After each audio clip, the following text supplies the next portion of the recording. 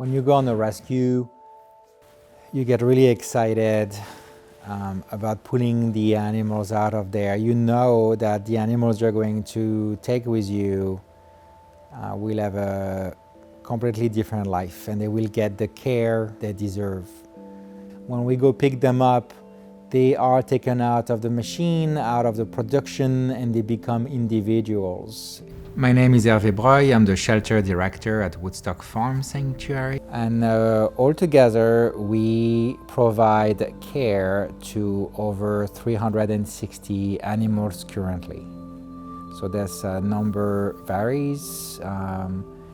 We go as low as 350, and we've been as high as 440 animals living at the sanctuary.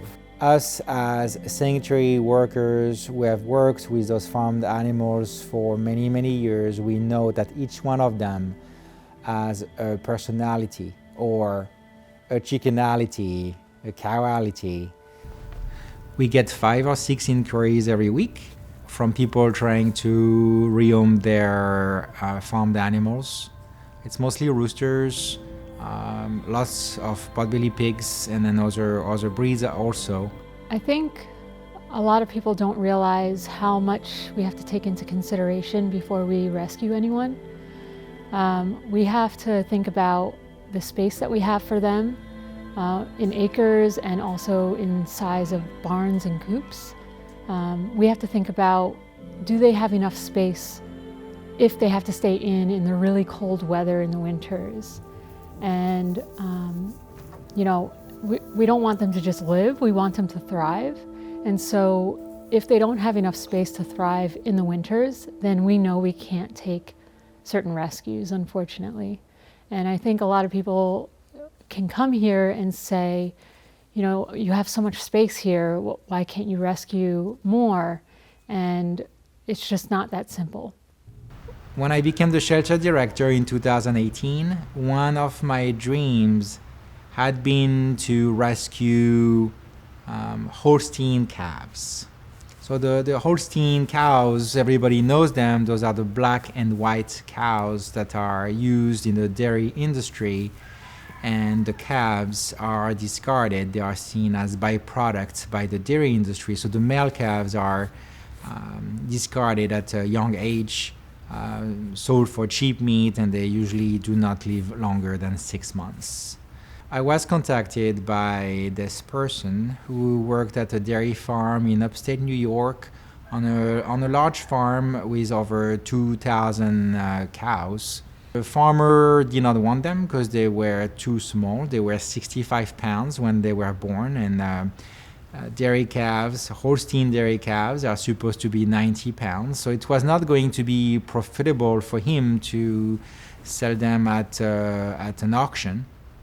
And he agreed for us to pick them up. Me and Diana, our shelter manager, drove close to the Canadian border to pick them up. They were a couple days old and they were quite sick. One of the things we do when we rescue cows, we take them right away to a large animal hospital in New York, where they get a bunch of tests. Everybody who you rescue from animal farming, cruelty neglect case, running from a slaughterhouse, you know, being rescued as an unwanted baby dairy cow, they all come in sick. So we do our best. Our care team here is great. Our medical standards are great. We do our best to take care of everybody, but every now and then we do rescue somebody who is just too sick to save. Mastitis is an infection of the udder, and it is a very common condition in the dairy industry because these cows are constantly being bred to give birth to their babies. And then as soon as their babies are taken from them, they use up all their milk. And then once they start to dry up where they don't produce as much milk anymore, they just impregnate them again. And this constant act really takes a toll on their body. Joe and Af are 2 dairy cows that were rescued from an auction that they were going to be sent to slaughter. They were both about 8 or 9 years old when we rescued them, and they were diagnosed with mastitis. And so Joe was able to be treated and come home, but unfortunately, Af never made it home. Her mastitis was too severe, and she had to be humanely euthanized. When the animals arrive here, a lot of the work is to establish trust, to show them that they can trust human beings. They were not given any comfort or love. And it's a very traumatizing event for a cow to lose their babies, and it would explain why she's not super fond of human beings.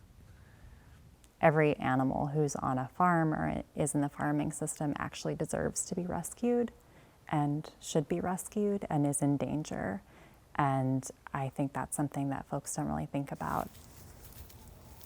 Late January of 2021, we got a call that there was a seizure of animals happening at a hoarding case about an hour north of us, and it was happening the next day. So we loaded up medical supplies, we loaded up our trailer, and we went in with humane law enforcement and the police to this small farm, and it was way worse than anything we were anticipating.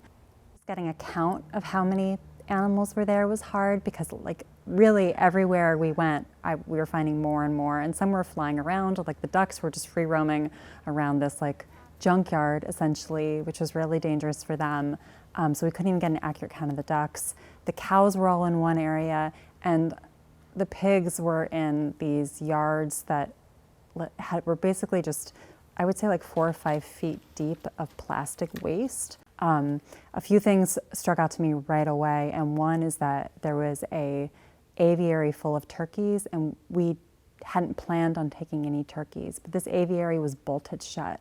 So there was a lock, like a lock on the outside, and there was inches of feces on the bottom of the hutch. And so nobody was going in, nobody was going out, and these turkeys were just standing on wire, covered in feces, in the cold, with nowhere to get warm, and they just looked so sick and so desperate. And so I knew that at minimum, we had to figure out how to get those turkeys out. It's snowing, and we're kind of racing against the storm a little bit. I'm just waiting for our final truck to come up to the sanctuary so that we can load all of these turkeys on and take them home. They're really filthy. They're all broad-breasted white, so they're all the kind that are bred for meat, and that means they're very delicate to the cold, and it's really cold out here. Our plan was to leave there with 1 cow and a handful of chickens. And at the end of the day, we left with dozens and dozens of animals because we just had to save as many as possible. I remember Hervé, Diana, and I standing in a snowstorm, like surrounded by all these police and all these people that were trying to save the dogs and the cats and not really caring at all about the farmed animals who they were just going to hand over to farmers.